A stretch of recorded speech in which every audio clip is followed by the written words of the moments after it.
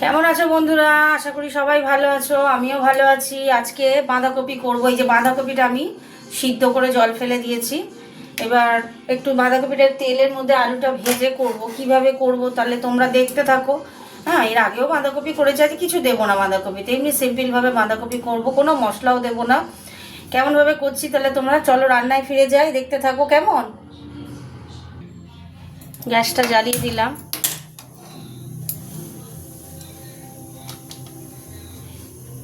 এবার আমি দেব, তেল দিয়ে দেবো।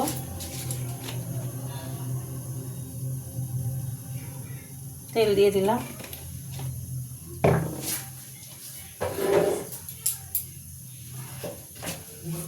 তেলটা একটু গরম হোক। তেলের মধ্যে একটু মিষ্টি দিলাম। তেলটা এবার গরম হোক। এবার দিয়ে দিচ্ছি শুকনো লঙ্কা, তেজপাতা আর একটু গোটা জিরে দেবো। গোটা জিরে দিয়ে দিলাম। এটা গরম হতে থাক। এবার আমি দিয়ে দিচ্ছি পেঁয়াজ।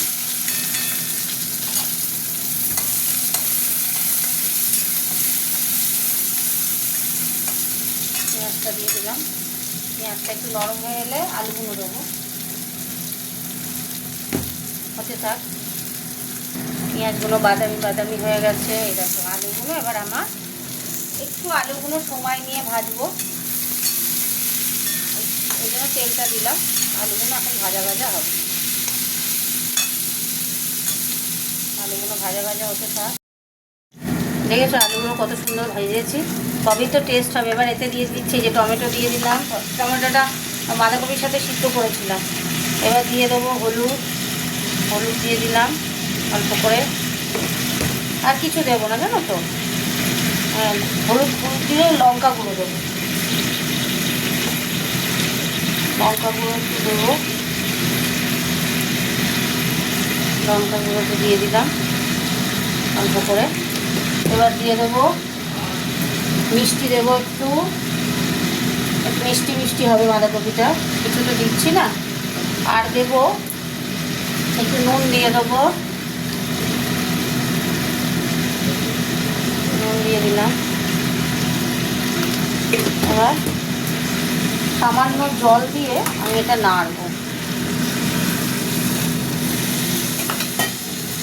গ্যাসটা জোরে দিলাম। টমেটোটা কেটে দিলাম।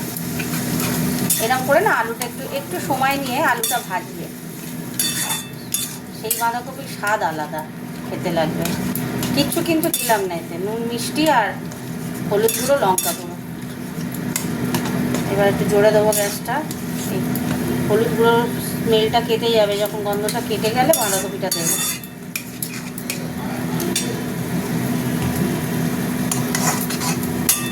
হতে থাক।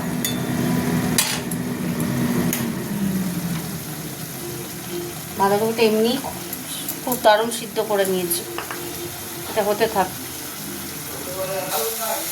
খেয়ে দেখলাম নুন মিষ্টি সব ঠিক আছে,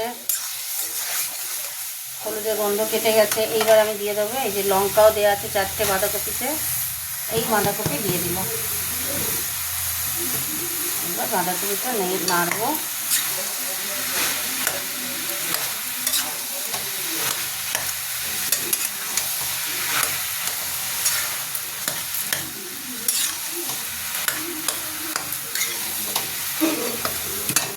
হতে থাক বন্ধুরা। ঢাকাটা খুললাম আমি যখন, খুব সুন্দরভাবে হয়ে গেল, খুব সুন্দর খেতে লাগছে। আলুটা তেলে ভাজা তো, এই যে আলু দেখছো, এই যে আলু সিদ্ধ হয়ে গেছে, তেলেই তো ভাজলাম আলুটা। এবার একটু জোরে দেবো গ্যাসটা, এতক্ষণ কমিয়ে করছিলাম। নেমে আছে আস্তে আস্তে আস্তে, ভাপে ভাপে আলুগুলো সিদ্ধ হয়ে গেছে, এই যে সিদ্ধই হয়ে গেছে আলুটা।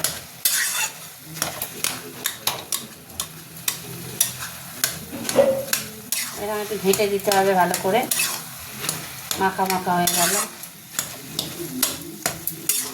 ব্যাস কমপ্লিট আমার, দেখতেই পাচ্ছ। আর কি শুকনো একদম কিছু নেই। ধনে পাতা ছড়িয়ে দিচ্ছি।